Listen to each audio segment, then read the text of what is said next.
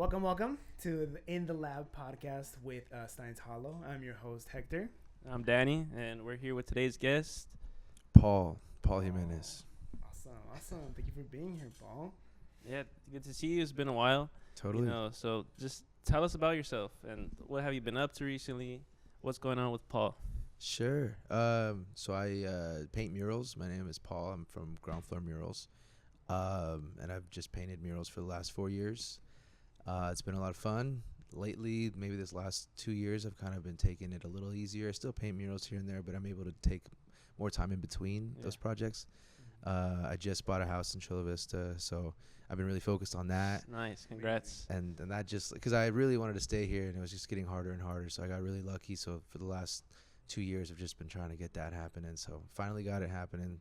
That's where most of my time goes these days, but I have a lot of projects that I'm really excited to get back on. So now that I'm kind of settled, I'm excited to take it more seriously again and paint more murals and get back out there a little more. Not that I've stopped, but definitely slowed down a little bit. Yeah, that's good to hear. I mean, we just said that you're a muralist and stuff, and what is like the main medium that you use to create those murals? Yeah, I'm a 100% spray paint muralist. Maybe eventually I'll get into brush. Okay. The more murals I do, the more I'm kind of more interested in brush, just to switch it up, and also the fumes kind of get to you after a while. Yeah. I can imagine. The protection gear has to be pretty crazy. Yeah, especially like indoor stuff too. Like it just gets really obnoxious. But even with the mask on, it overpowers. Yeah. I can imagine. You have to like break up your sessions into like very, very strict kind of like hours just to prevent kind of like future risk. Yeah, totally. Because like if I'm doing just inside murals like back to back, it just like messes with everything. I just don't feel good, and like I feel kind of sick, and then like there'll be like I'll feel it in my sinuses. It's just but so like indoor murals I do like 4 hours at a time. Outdoor I can stay there for as long as I need to, but I could really feel it when I'm doing indoor stuff. Yeah.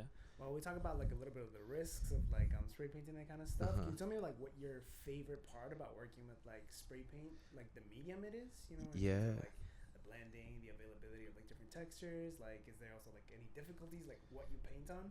Yeah, no, I love spray paint because it's like it's very, very forgiving, and you can it dries really quickly as well.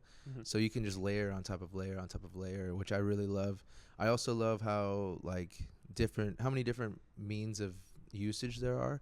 For instance, like some people use it totally different than I do, but we can still connect on a spray paint level, which is really cool. Or you go to a different country or city, and then you can always bond with someone else who's doing spray paint art, and it's like just kind of it's like a language of like people that use it. Like I've had really cool conversations with people that barely speak English over spray paint, and it's just like really cool. It's like it's in itself is like a language and connector, which I don't know. I became really obsessed with the medium. Like as soon as I used it, it just felt like the right thing to do. That's so cool. Nice. That's so really cool to hear about like different artists that like have like different mediums, because I feel like that's a common thing that's come up with like with talking to different people. It's like even though like you come from different areas of like your experience, it's like the art that kind of connects us in the community, which is really, really cool to hear. Yeah, totally. You guys tried spray paint before?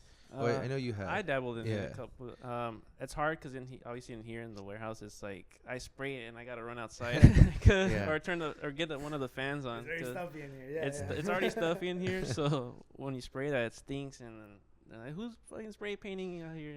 Yeah, I hear you. So I do like it though, because like you said, it's kind of forgiving.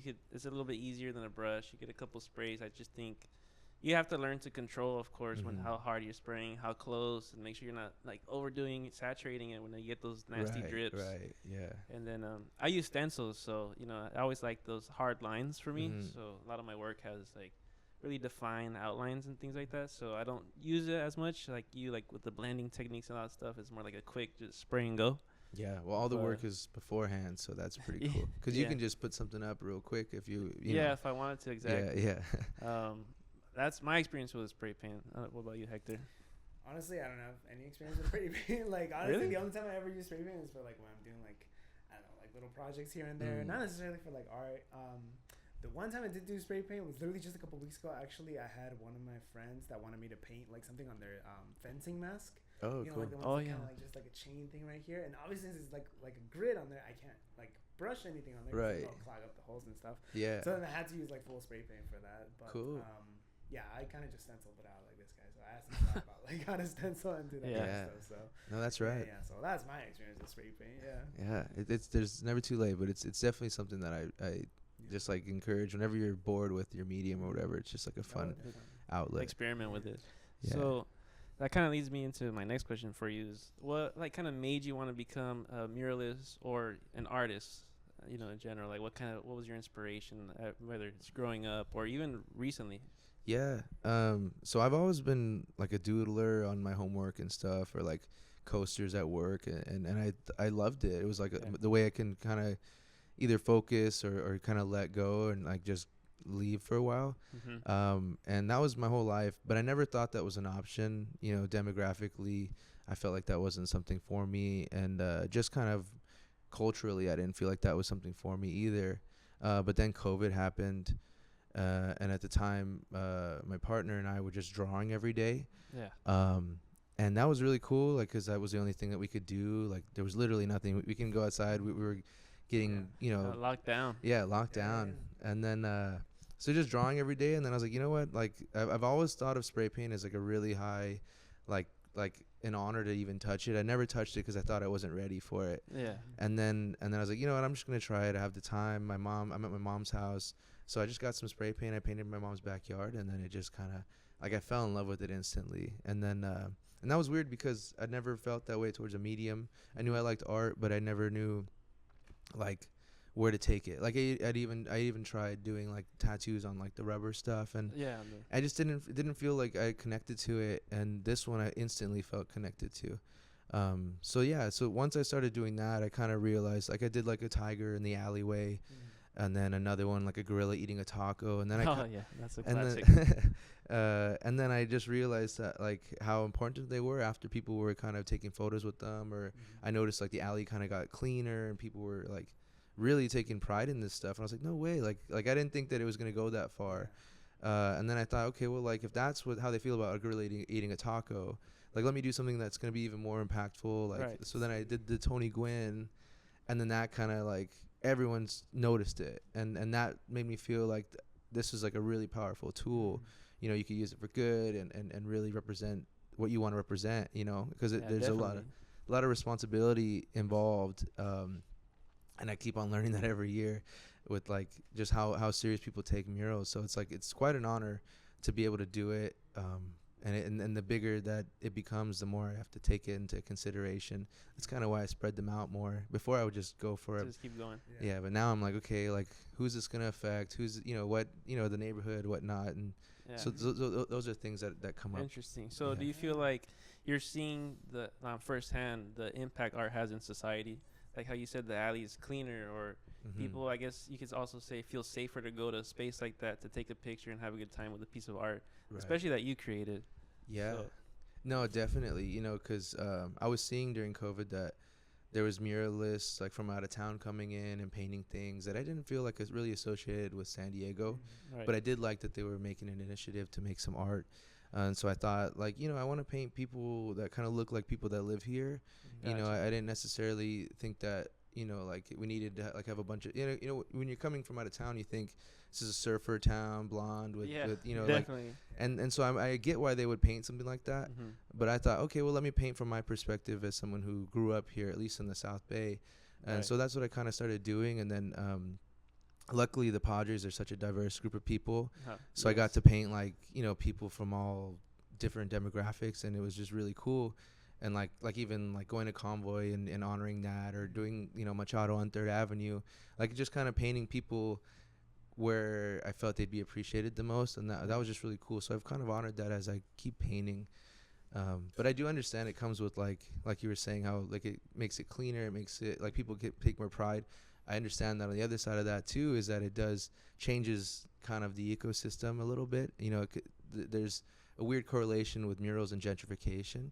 And so I've noticed that too. So in that sense, I feel like that's another layer of something I have to consider every time I paint something. Yeah, I've never thought about that, or really, had a chance to really notice. So that's pretty interesting that you bring that up with gentrification and murals. So it makes you really think and question, like you said before, about, is this really not worth it, but like I really gotta take my time and make sure this is good for everything around and everyone involved. Yeah, because the pieces are like so big, you have thousands and thousands of people that like literally walk by it every day and look for it, and it's like, what is the takeaway of the day, So it's amazing. It's awesome to hear that you are considering like kind of like the effect that this the representation is gonna have in the community. So it's really amazing to see that like someone that like from your level painting such big things like that would take that into consideration just into like the little communities and like effect it's gonna have. It's really, really cool to see that. Oh, thanks, man. But yeah, that's primarily what started me even wanting to do it in the first place.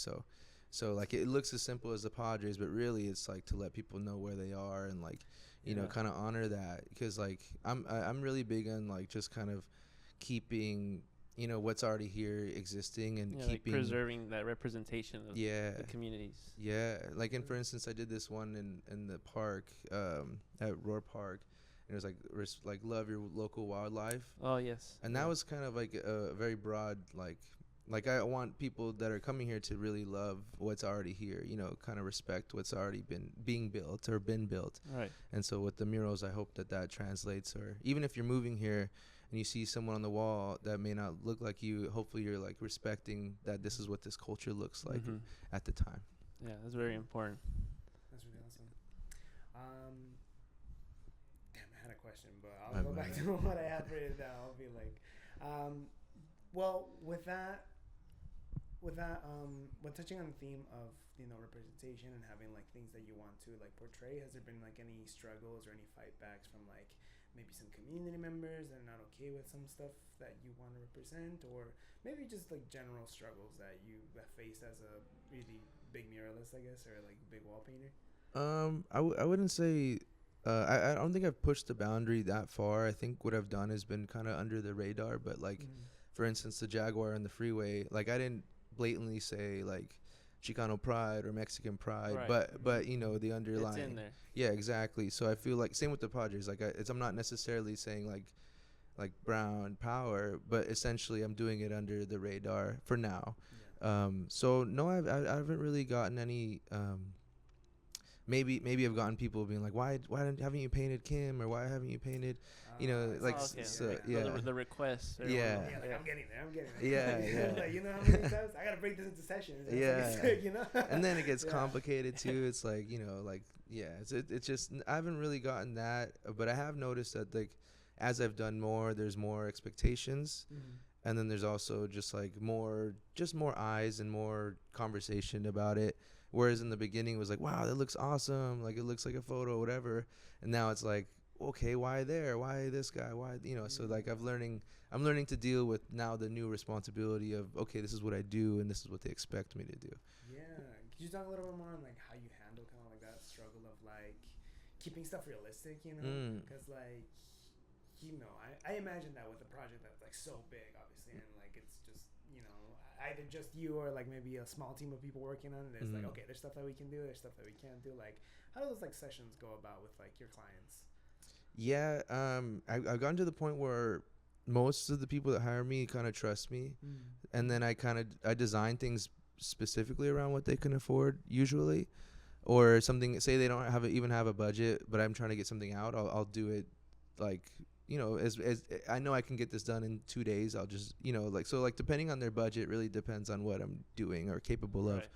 But I do know that if they have a small budget and a large budget, it'll still feel the same. One will just have way more like dimension to it, but I can say a lot with just a face, which is what I'm like, that's like my bread and butter is just like, portraiture. So, I don't know if that's exactly what you're asking, but yeah, no, I've kind of learned how to make my point across with regardless of what my means are. Yeah, it's always good at getting like trust from like a client like that. I feel like it definitely opens your own doors, right, to kind of like explore different avenues. Is that like, do you take it as a chance to like explore new stuff when you're heading like a project, like a new something like that? Yeah, totally. And I take it as like for instance, like I'm living close to Broadway now. And like on my off time, I already have plans of like places I want to paint just to put stuff up. So like, yeah, those opportunities are a lot of fun. Or if like something happens for the city that I know they'd appreciate, like that new Machado one I just did, like that one I just wanted to do it for like love of the city, and I knew they would be stoked on it. So yeah, that's kind of where I'm coming from when I get the freedom, you know, because a lot of times I can't do things because of scheduling or whatever. Right. But if I do, I get to have fun. That's good. Mm-hmm. Has there any been like maybe a favorite moment or experience with a mural, and also has there been like a really, not, I want to say bad moment, but kind of like, damn, this just went sour or a little bit south than I wanted to. So what, you know, let's hear a little bit of both, if you can. Yeah. No, I mean, honestly, every experience that I get to have with it has been good or bad, has been a blessing. So it's like, it's opened so many opportunities for like emotion and so many opportunities for experiences that I don't necessarily take them. I mean, I take everything like I'm fortunate to be here. So the good ones have been like just positive response and like you know, kids looking up at the mural with their families and stuff like that, or they're going on tours to look at them. That's like cool. my favorite, you know, like I'll see them tagging each one and it's like, wow, this is really cool. So that's like my favorite. Like the residual appreciation is really cool. And then I guess the bad one is the one that kind of went sour, was that the chicken, the Phillies fanatic and the chicken. Yeah. I was actually there when you guys were painting it. I was there with Omatic. But that's still one of my favorites, man. I love that painting. It lasted 12 hours. Because of the whole, what they say, that your mural was... That it jinxed them. It jinxed. Yeah. I don't know. It's because the Padres were in the playoffs, right? And we were playing the Phillies, right? So he did a mural of the Phillies mascot. And the San Diego chicken. But the chicken had the upper hand on the Phillies mascot. Yeah. But I don't think it was. I don't think it was bad. I mean, I thought it was cool. Twitter got a hold of it, and then it was like people panicked. And the bummer is like the chicken was stoked about it. Like the city was, like downtown was stoked about it, but then Twitter kind of changed it. Changing the narratives. Yeah, just a bit. And I understand, but I think when they went to the point of covering it, that solidified that vibe, and it was like, damn, like we could have just like gone past it. But I understood the whole thing, but that was what I would say was a bad moment, but I honestly thought it was really exciting. Looking back, it's exciting, and now I'm like even in connection with the chicken, and we're trying to do another mural together. That's so cool. So it just makes for conversation and just experience. Yeah. Well, I think it just shows kind of like the pride that the people have in the city, you know? Too, yeah, you know? definitely. Like, they want to protect everything that's here, and they're proud to be here, you know? So, yeah. I mean, the OG fans were stoked on it, you know, like Libre was like there, and it was really cool. But yeah, you know, like the ones who are OGs who know the chicken. Like if you look at highlights of the chicken, all he does is the history of the chicken. Right? Yeah, he's just like an animal. He would like wrestle the other mascots and stuff. So it was all in good fun. It came from that point of view, but I think people those who weren't didn't used understand or weren't used to it, right? Yeah. Kinda had a little backlash. That's funny. But what? So funny. I mean, you've done so many projects and so many big things. I can imagine like it would be hard for you to choose maybe the top spot of your projects that you've done. Like, could you say what was like maybe your favorite project, whether it's the person you portrayed or the trip or the experience? I know it's probably hard to choose, but you can say a couple too. Yeah, I have a couple. I mean, it's usually the Tony Gwynn, the first one that we did that got really recognized, and then the Jaguar on the freeway, just because I get to see that one pretty often, or my family does. Me too. I gotta that every day now. Yeah. and I think it's cool, and I hopefully it's a nice reminder, you know, like to make people feel proud, and so I love that piece a lot. But yeah, you know, every single piece has its own like beautiful moments to it, and the cool thing is like, I don't know if you guys have tattoos, but like you think of a tattoo that you have and you're like, oh, I remember what I was doing during that time, or you know, so it's for me it's murals. I could see like, oh, that's a nice memory. Bring those callbacks. Yeah, okay. So it's pretty cool to feel that, and like I could see how I was, like you can literally see like, so it's like, I don't know, it's kind of like I could see like the past. But you can see the moment of like you spraying it. Like I remember I was standing there and I was trying to get this this blending in this. Or what I learned from that one, what I learned from this one, and it's cool to see the journey, you know, because I don't look back. Like once I'm done with the piece, I'm not like looking back and be like, oh, I could have done that. Instead, I'm more like, wow, cool, I've approached it differently, and I'm actually like I can't repeat a mural I did from the beginning because I can't redo that kind of approach. That style. Yeah. Exactly. Yeah, you're just evolving like a Pokemon. But but it's cool to look back and see like my capability at the time, because that was super organic and so it's just cool. Like I don't ever look down at that, but I kind of admire that. So that's kind of something I encourage other people to do as they're growing and developing, is to really cherish the stage that they're at, because it's hard. You can't go back, you know. Like you can try, but it won't be organic. So that's just something I encourage. Yeah. I know you do a lot of kind of like, you've said it before, like doodling and like side sketching and that kind of stuff.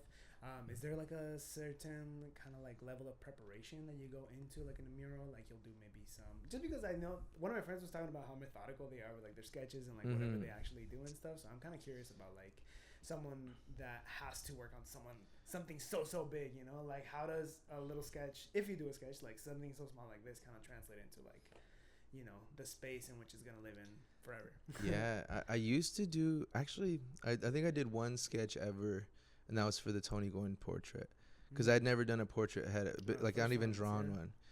Wow. But then I realized that the magic happens on the wall. Like if I were to tap into that before I'm on the wall, then I think I would kind of eat some of that magic. It needs to be like and that's just how I go about it. I totally see the value in preparing and getting, like, my preparation is like buying the paint and kind of organizing that and kind of seeing it through the paint cans. Right. But if I were to sketch it, I'd rather sketch it on the wall, you know, because yeah, I want it to be, just attack it head on and yeah, go from there. and then it comes out more, because if I already make an idea or rules for myself, then it's gonna be, you know, then I'm like, oh, it doesn't look like my sketch. Okay, and I like, see.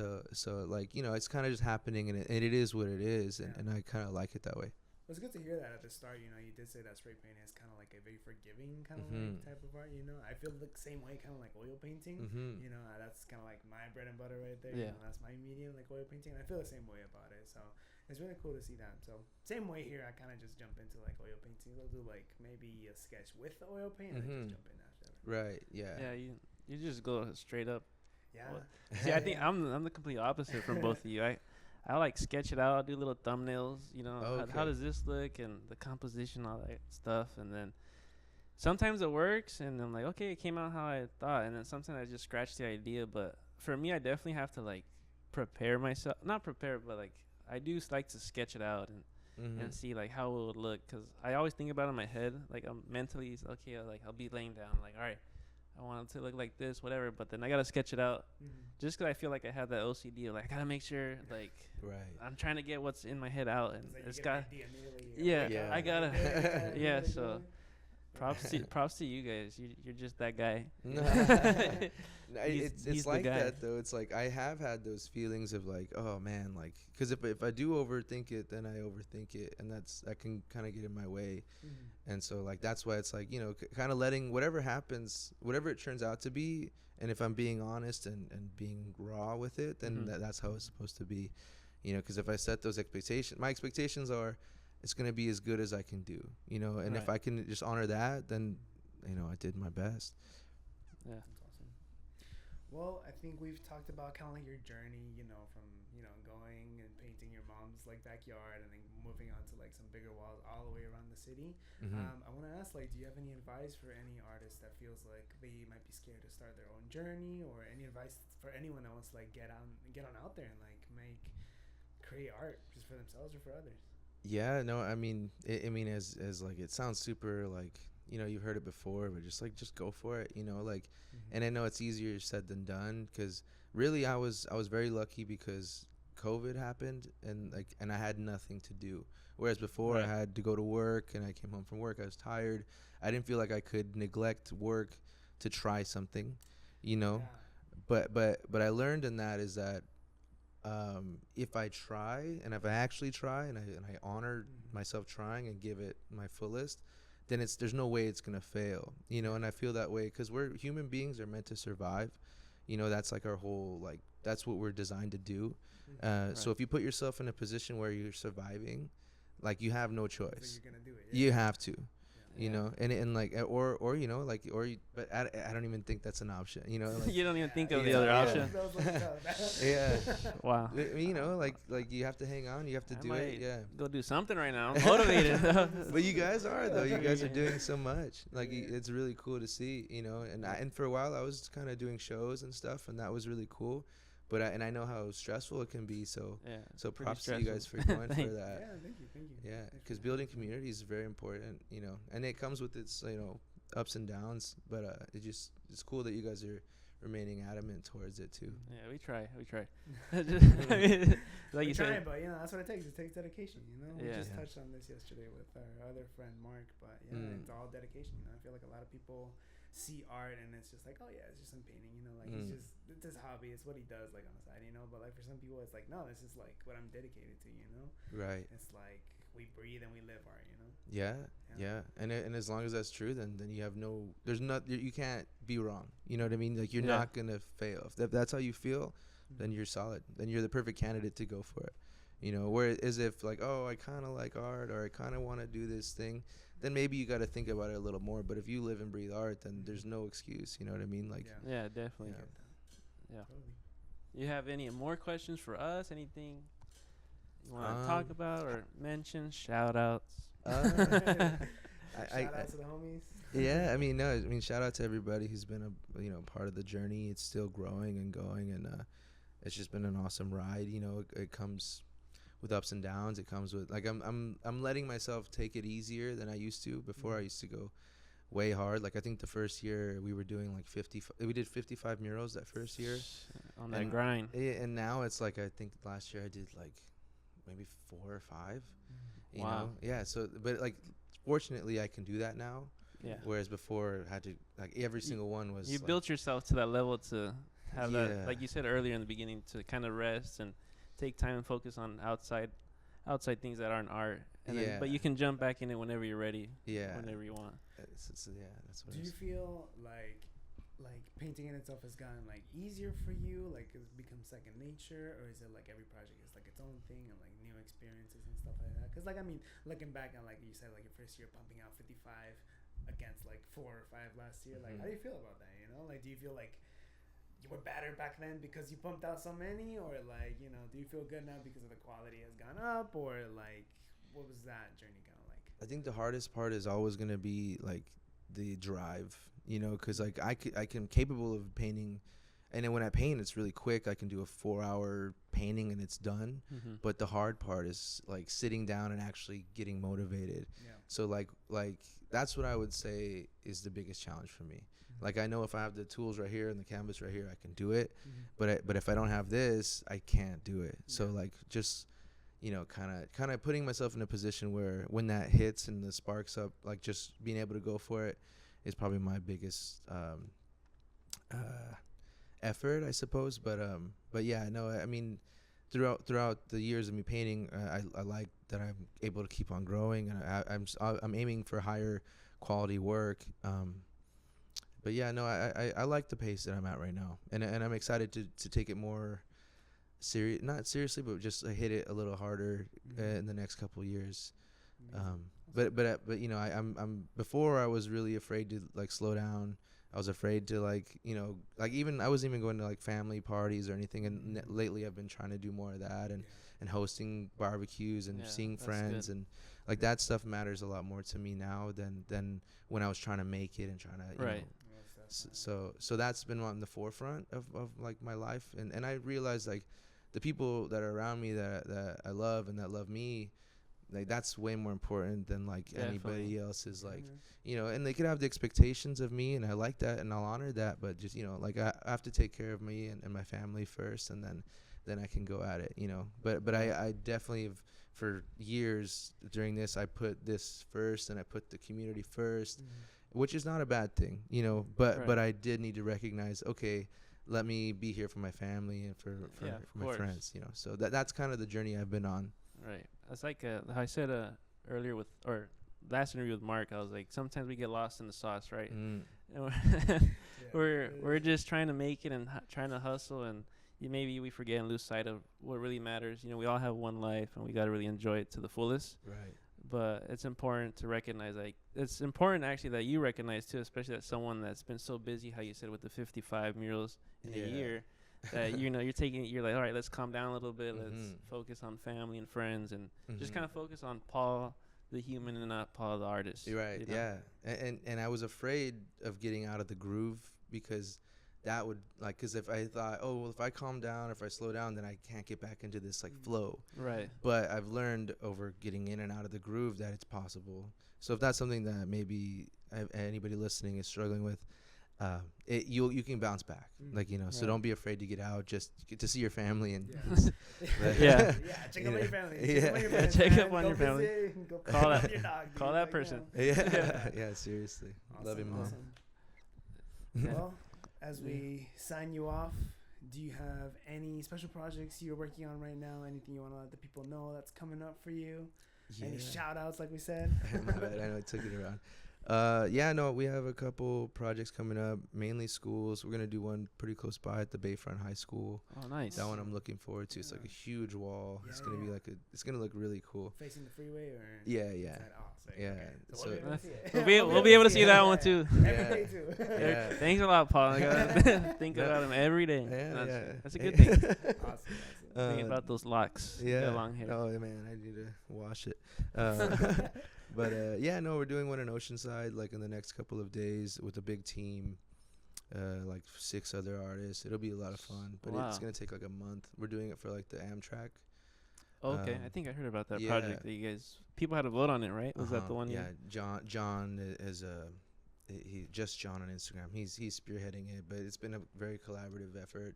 We were supposed to start last month, and we're finally going to start. So it's kind of pushed my summer around, which I'm taking as a blessing, because I get to hang out and just kind of take it easy like I was going for. But yeah, I have a few projects that I need to hurry up and finish. So once that starts, then I'm just going to be super busy. But I've just been enjoying the time off. Nice. That's good. It's good to slow down just a little bit. But yeah, shout out to you guys. You guys are killing it. I love this endeavor. I've loved your art shows. It's been really cool to watch and admire, and even with the city, like those art days are really cool.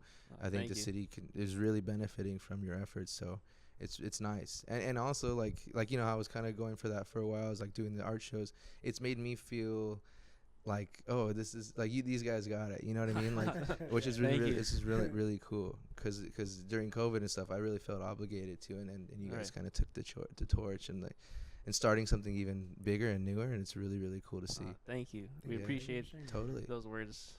Totally. I might cry. Good. Got that approval. No, I mean, always. Thank you. Sure. Any final words from you, Hector?